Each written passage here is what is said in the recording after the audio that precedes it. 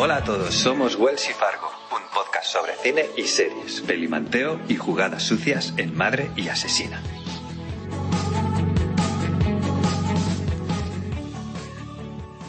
Hoy vamos a hablar de una película que se estrenó en 1992, que no es otra que Candyman, que bueno, en su momento la verdad es que fue todo un éxito. Y fruto de ese éxito, pues luego vino una saga con una Candyman 2 y una Candyman 3 que fueron catastróficas. Y la verdad es que, pues bueno, deslucieron un poco un personaje que en cierta forma se convirtió en un personaje icónico en aquella época, del nivel pues de Freddy Krueger o de aquel demonio de la película de Hellraiser, que es la que engancharía pues con el autor que da origen, ¿no?, a este personaje de Candyman. Así, la película que traemos hoy, dirigida por Nia Da Costa y escrita por Jordan Peele, quien también está en la producción de la película, lo que nos traen es una secuela del mito de Candyman, modernizada y, bueno, como veremos un poquito más adelante, pues con otro tipo de ingredientes y de sutilezas, si las podemos llamar así, que hacen muchísimo más interesante la historia respecto a la original de 1992, dirigida por Bernard Rose.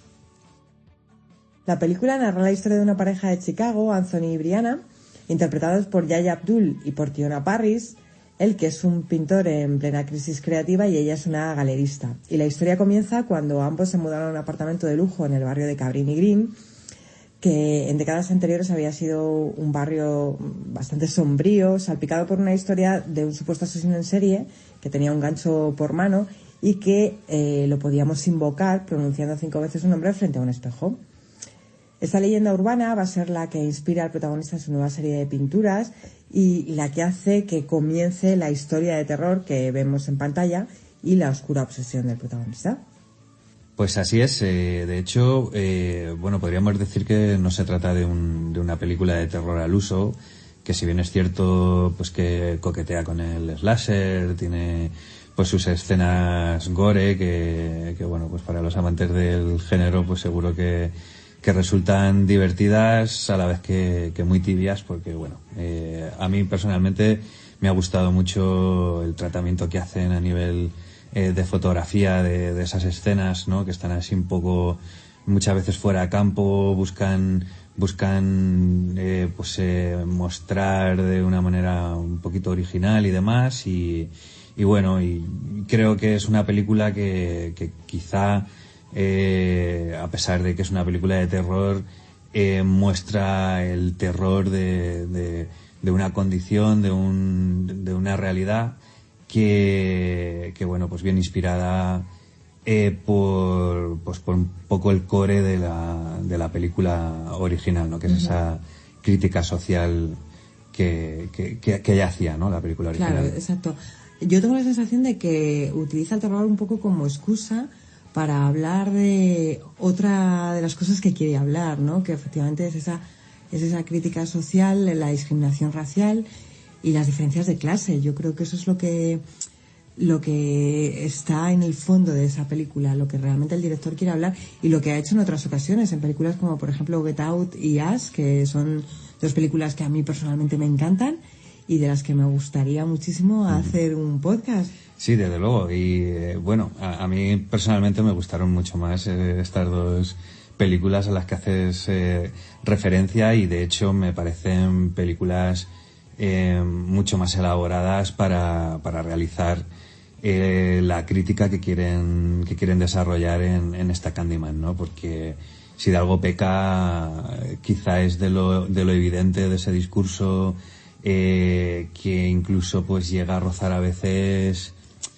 Cuesta entender, ¿no?, el camino por el que anda, ¿no? De hecho, bueno, lo comentábamos anteriormente entre nosotros que hay un momento en la película, ¿no?, que Anthony, el protagonista, como artista, expone en una sala, en una galería, en la galería de su mujer, Y no, la galería de su mujer, no, es la galería de uno de sus amigos galeristas ¿En la que trabaja su mujer? En la que trabaja su mujer, efectivamente, sí. Y bueno, pues él ya está envuelto, ¿no? Está ya casi poseído por esa obsesión respecto a Candyman y monta una obra que es un espejo que tienes que abrir y dentro pues hay pues toda una pues la historia, ¿no? que él quiere contar con esa obra, que llega a ser un poco tan enrevesada que se ve obligado a explicarla a la crítica, ¿no? que está allí observándola, y la crítica pues le pone así cara como decir, esto lo tienes que explicar demasiado, ¿no? para que yo lo entienda, ¿no? Entonces la peli creo que peca un poco, podríamos decir que casi del mismo problema que ese momento, ¿no? Demasiadas explicaciones, ¿no? Deja poco espacio al espectador para que interprete lo que está viendo en pantalla. Efectivamente. Aún así, a mí la película me ha gustado mucho. Ha habido cosas que me han parecido geniales, como por ejemplo los créditos iniciales, que además son créditos que se inspiran un poco en la película original. La tipografía era muy parecida, además, sí. Sí. Y también los planos contrapicados invertidos, que también dan juego con respecto a la película original. Sí. Luego también me ha encantado el uso de las sombras chinescas para acompañar la narración. Muy Eso bonito. Me ha parecido un efecto muy, muy bonito, que acompañaba muy bien lo que quería contar. Un recurso además que no se utiliza con frecuencia, por lo tanto también ese punto creo que es algo a destacar de la película. La puesta en escena y la fotografía de esta película me ha encantado, me ha parecido deliciosa.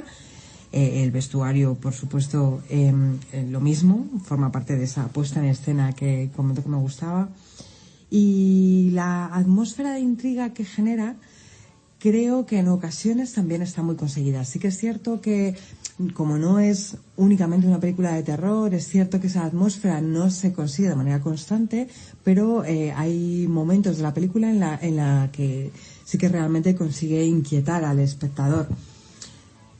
Sí, efectivamente. De hecho, parece que podemos dividir la película casi en dos segmentos distintos, ¿no? O sea, cómo trabajan el terror, cómo trabajan, digamos, el género, y un poco pues esa parte discursiva que a veces yo creo que entorpece un poco la finalidad o el ya no el ritmo, porque ahí funcionan bien, pero bueno, se entorpecen, bajo mi punto de vista, y termina siendo un final, pues la verdad es que bastante confuso, donde esa parte discursiva termina por, vamos, yo no entendí dónde querían, o sea, dónde querían llegar, ¿no? Sus autores para... Sí. Efectivamente, estoy completamente de acuerdo en que creo que la película se puede dividir en dos partes. Una en la que es más narrativa, te cuentan la historia, hay menos intriga, y una segunda parte, que es precisamente la que menos me gusta, que, como bien dices, es un poco más gore. Esos crímenes gratuitos y esas escenas un poco sangrientas a mí es lo que menos me ha gustado de la película. Claro, pero bueno, prefiero la intriga al terror explícito. Sí. Lo sé, además, pero bueno, el personaje original y la película original, pues si quieres hacerle un tributo, pues tienes que mantener también esa señal de identidad también de la película original, y en ese sentido, ya te digo que incluso me gusta cómo han planteado algunas de las escenas más violentas, porque bueno, han tomado la decisión de no ser tan explícitos, a pesar de que bueno, hay alguna escena así fuertecita y tal, y las han resuelto de una manera pues que molan, se hacen muy, muy entretenidas, y un poco al hilo de lo que decías tú al principio de los créditos. Me gusta mucho incluso cómo empieza desde el primer segundo, donde incluso hasta el propio logo de la Metro-Goldwyn-Mayer está invertido, ¿no? Como si alguien te estuviera viendo desde el otro lado del espejo, donde las cosas, cuando están reflejadas en un espejo, pues invierten su dirección, ¿no?